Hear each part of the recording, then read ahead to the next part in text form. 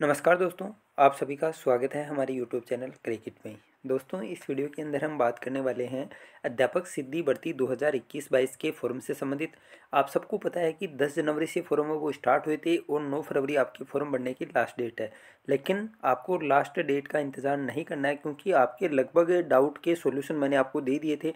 लेकिन कुछ डाउट और थे ना, जैसे 4 वर्षीय बीएड कोर्स है, इससे संबंधित है कि आपको फॉर्म के अंदर जो बीएससी है उसके नंबर किस प्रकार देने हैं, बीएड के नंबर वो किस प्रकार देने हैं।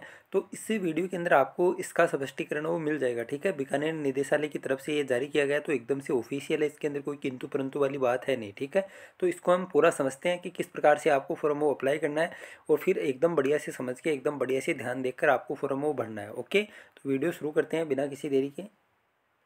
तो ये देखिए, कार्यालय निदेशक प्रारंभिक शिक्षा राजस्थान बीकानेर की तरफ से ये जारी किया गया है। संबंध में विभाग के दूरभाष पर पूछे जा रहे प्रश्नों और शंकाओं के निवारण के संबंध में, मतलब काफ़ी लोगों ने फ़ोन कॉल किया, तो उन्होंने सोचा कि एक साथ ही सभी को आंसर वो दे दिए जाएं, ताकि इस संबंध में कोई प्रश्न वो ना पूछे। ठीक है, तो ये देखिए, प्रश्न संख्या 1 आप देखेंगे, क्या आसार्थी एक से अधिक आवेदन भर सकता है? तो पंचायती राज नियम एवं विभागीय विज्ञप्ति के प्रावधानों के अनुसार यदि अभ्यर्थी एक से अधिक पद हेतु पात्रता या अर्हता रखता है, तो प्रत्येक पद के लिए पृथक पृथक आवेदन करना होगा। इसका मतलब क्या है? मान लीजिए आपने जो आपकी ग्रेजुएशन है उसके, मान लीजिए आपके सब्जेक्ट है वो बी है। ठीक है, तो आपकी हिंदी भी लैंग्वेज थी, है ना, और आपके मान लीजिए हिंदी के साथ संस्कृत भी थी, और एक सब्जेक्ट आपको मान लीजिए ज्योग्राफी है, पॉलिटी है, कुछ भी है ना, तो आप एसएसटी से भी लगा सकते हैं। और जो भी आपके ग्रेजुएशन में सब्जेक्ट होगा, हिंदी है, इंग्लिश है, कोई भी लैंग्वेज होगी, तो उससे भी आप है वो फॉर्म लगा सकते हैं। लेकिन आपको इंग्लिश के लिए अलग से अप्लाई करना पड़ेगा और एसएसटी के लिए अलग से है वो अप्लाई करना पड़ेगा। ठीक है, मतलब आपको दो जगह है वो चालान है वो कटवाना पड़ेगा। ओके, इसके आगे आप देखेंगे तो ये देखिए, क्या राजस्थान के अनुसूचित क्षेत्र के, इस संबंध में हमने बात है वो कर लिया। ठीक है, इसके आगे आप देखेंगे तो अध्यापक लेवल द्वितीय की विभिन्न पदों हेतु स्नातक, और ये भी हमने बात है वो पहले ही कर लिया। आरक्षित वर्ग के आसार्थियों के प्रमाण पत्रों के संबंध में ये मैंने आपको बता दिया है ना, कि मतलब आप जो भी रिजर्वेशन का फ़ायदा आप ले रहे हैं, मान लीजिए आप ओबीसी से हैं, मान लीजिए आप एमबीसी से हैं, मान लीजिए आप ईडब्ल्यूएस से हैं ना, एससी और एसटी को नया बनवाने की ज़रूरत नहीं है, क्योंकि उसमें क्रीमिलियर नॉन क्रीमिलियर इस प्रकार की कोई बाध्यता वो नहीं होती है। तो एससी और एसटी का चाहे कितना भी पुराना हो, सिर्फ फोटो वाला होना चाहिए, है ना, कितना भी पुराना हो वो आपका चल जाएगा सर्टिफिकेट। लेकिन ओबीसी है, ईडब्ल्यूएस है और एमबीसी है, ठीक है, इनको नया बनवाना पड़ेगा। और आपकी जो आप कोशिश करेंगे, जो आप फॉर्म भर रहे हैं उससे पहले आप बनवा लें, लेकिन 100% आपको 9 फरवरी से पहले तो बनवाना ही है। ठीक है, तो 9 फरवरी से पहले पहले आपको बनवा लेना है, जो भी आप जिस भी कैटेगरी का फ़ायदा आप ले रहे हैं। ठीक है, चाहे आप ओबीसी से हैं, चाहे आप एमबीसी से हैं, चाहे आप एक्स सर्विसमैन हैं, चाहे आप विडो हैं, चाहे आप डिवोर्स हैं। ठीक है, तो जो भी आप कैटेगरी से हैं उसका आपके पास पूरा प्रमाण पत्र वो होना चाहिए। ठीक है, इसके आगे आप देखेंगे तो ये देखिए, इससे संबंधित वो काफ़ी ज़्यादा क्वेश्चन वो पूछे गए थे। 4 वर्षीय समेकित पाठ्यक्रम बीए बीएड या बीएससी बीएड उत्तीर्ण आसार्थियों द्वारा अंकों के आवेदन में किस प्रकार से भरा जाए, तो इसको आप ध्यान से देखें, है ना। इसके अंदर क्या बोला गया है कि 4 वर्षीय समेकित पाठ्यक्रम की उपाधि के शैक्षिक विषयों के प्राप्तांक अलग से संगणित कर स्नातक के कॉलम में पूर्णांक और प्राप्तांक भरेंगे, और प्रशैक्षिक विषयों के प्राप्तांकों को अलग संगणित कर, मतलब आपके जो बीएससी वाले सब्जेक्ट है ना उनको तो आपको एक जगह जोड़ के, है ना, और बीएससी के जो पूर्णांक होते हैं उसमें से प्राप्तांक आपको निकाल के भरने हैं। और बीएड वाला जो सब्जेक्ट आपका, ये देखिए, प्रशैक्षिक विषयों से प्राप्तांकों को आपको अलग से जोड़ के और बीएड के कॉलम में भरना है। ठीक है, पूर्णांक और जो भी आपकी प्राप्तांक है दोनों आपको अलग अलग वो भरने हैं। ओके, समझ में आ गया होगा। अब शायद इससे संबंधित कोई डाउट आपका नहीं रहा होगा।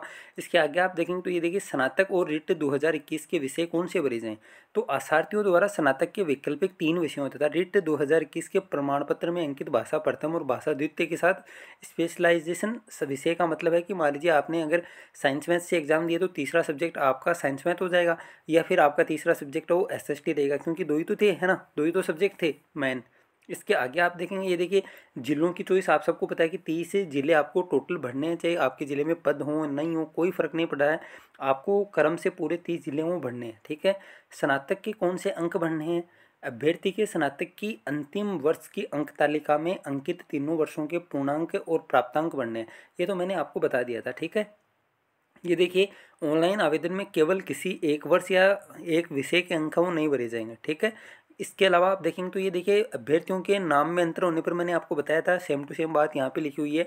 आपको ये देखिए 10वीं के प्रमाण पत्र, जो भी आपकी 10वीं की मार्कशीट थी उसमें आपका जो नाम है, आपकी जो जन्म तिथि है, उसके अनुसार ही आपको फॉर्म वो अप्लाई करना है। ठीक है, ये देखिए कोई आशार्थी बिना विज्ञापित पदों के आवेदन कर सकता है तो नहीं, है ना। अगर विज्ञापित पद ही नहीं है तो किस प्रकार से आवेदन आप करेंगे। ठीक है, इसके नीचे आप देखेंगे तो ये देखिए, क्या किसी ई मित्र या जन सूचना केंद्र द्वारा ऑनलाइन आवेदन में भरी गई सूचना के लिए आशार्थी जिम्मेदार है।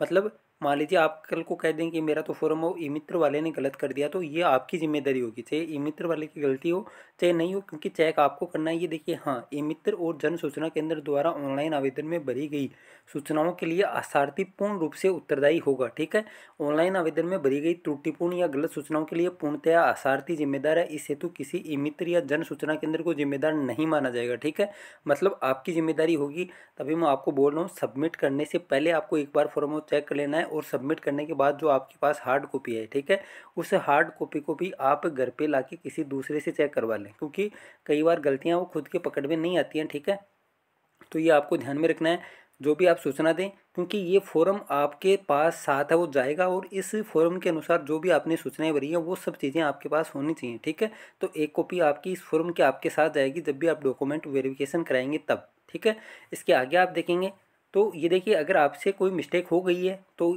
आप दो काम कर सकते हैं। एक तो फॉर्म आप है वो दोबारा से अप्लाई कर सकते हैं। ठीक है, या फिर, क्योंकि आपकी विज्ञप्ति के अंदर साफ साफ बोला गया है कि अगर आप एक से ज़्यादा पद भरेंगे तो, सॉरी, एक से ज़्यादा आप अगर आवेदन करेंगे तो आपका लास्ट वाला मान्य होगा। ठीक है, अब मान लीजिए कोई गलती हो गई है तो एक तो आप एडिट का ऑप्शन का इंतजार करें, क्योंकि हर बार यही होता है 9 फरवरी आपकी लास्ट डेट है, उसके बाद हो सकता है कि आपको 2 या 3 दिन का समय दे दिया जाए एडिट के लिए। ठीक है, अभी कोई एडिट का ऑप्शन नहीं है। अगर आपसे मिस्टेक हो गई है तो आपको फिर दोबारा से फॉर्म वो अप्लाई करना पड़ेगा। ठीक है, इसके आगे आप देखेंगे तो ये देखिए, बाकी सब चीज़ें हमने डिस्कशन वो कर लिया। एक ही जो अलग थी वो क्या था, 4 वर्षीय जो बीएड वाला था उसका पता नहीं था, तो ये देखिए वहाँ से हमने ये डाउट भी आपका वो क्लियर कर दिया है। ठीक है, इसके अलावा आप देखेंगे तो ये देखिए, यदि किसी आरती के द्वारा डीएल और बीएड दोनों योग्यताएं उत्तीर्ण की हुई हैं तो उसको कौन सी योग्यता बढ़नी चाहिए। ठीक है, तो ये देखिए, यदि आसार्थी के द्वारा उक्त दोनों योग्यताएं अर्जित कर रखी है तो लेवल प्रथम के पद हेतु डीएलएड और लेवल द्वितीय के पद हेतु बीएड की योग्यता भरी जानी है। ठीक है, इस प्रकार से आपको दे रखा है।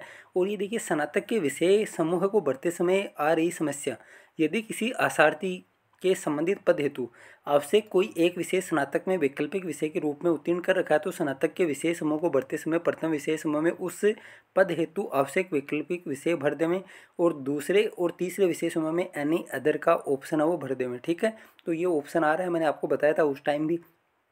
तो इस प्रकार से आपको फॉर्म वो अप्लाई करना है। ठीक है, अगर फिर भी कोई डाउट हो तो आप पूछ सकते हैं, कमेंट कर सकते हैं। डिस्क्रिप्शन बॉक्स में आपको टेलीग्राम चैनल का लिंक मिलेगा, वहाँ पे आपको ये पीडीएफ वो प्राप्त हो जाएगी। ठीक है, और वहाँ पर भी अगर आपका कोई डाउट हो तो आप पूछ सकते हैं। जैसे ही टाइम मिलेगा मैं आपको टेलीग्राम के ऊपर 100% रिप्लाई कर दूंगा। यूट्यूब का, क्योंकि ये होता है कि यूट्यूब के ऊपर लास्ट 3 कमेंट हैं वो दिखते हैं, उसके पहले वाले कमेंट है वो नहीं दिखाई देते हैं। ठीक है, तभी बोल रहा हूँ, अगर कुछ पूछना हो तो आप टेलीग्राम चैनल से जुड़ जाएँ, वहाँ पर आप कमेंट करेंगे तो उसका रिप्लाई कर दिया जाएगा। ओके, इस वीडियो में इतना ही, मिलते हैं नई वीडियो के साथ। थैंक यू, जय हिंद, जय भारत।